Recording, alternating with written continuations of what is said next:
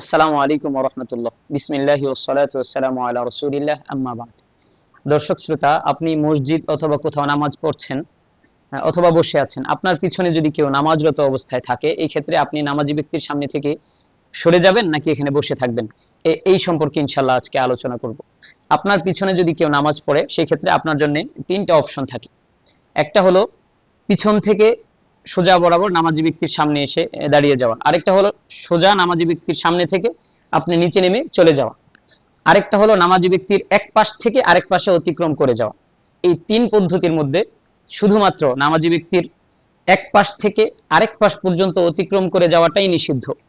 এছাড়া আপনার পিছনে যদি কেউ নামাজ পড়ে, আপনি যদি নামাজি ব্যক্তির সরাসরি বরাবর বসে থাকেন, সেক্ষেত্রে আপনি সেখান থেকে আপনার মতো করে সোজা সাইড কেটে অন্য পাশ দিয়ে চলে যেতে পারবেন। এই ক্ষেত্রে আপনার হাদিসে নামাজি ব্যক্তির সামনে দিয়ে অতিক্রম করার যে ভয়াবহতা বর্ণনা হয়েছে, এই ভয়াবহতার আওতায় আপনি পড়বেন না।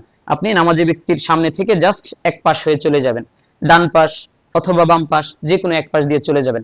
আবার মনে করেন কেউ একজন নামাজ পড়ছে, এমন সময় জামাতের কাতার সোজা করার সময় হয়ে গেছে। এখন আমরা অনেক সময় কি করি, নামাজি ব্যক্তির সামনে বরাবর জায়গাটা ফাঁকা রেখে দিই। এটা আমরা করব না, বরং পিছনে যিনি আছেন বরাবর তার নামাজের বরাবর সামনে গিয়ে কাতার পূরণ করে ফেলবো। হ্যাঁ, এই যে বরাবর সামনে থেকে চলে যাওয়া অথবা পিছন থেকে বরাবর সামনে চলে আসা, এই দুইটার কোনোটার কারণেই আপনি গুনাহগার হবেন না। একমাত্র গুনাহগার তখনই হবে যখন নামাজি ব্যক্তির এক পাশ থেকে আরেক পাশে অতিক্রম করে যাবে।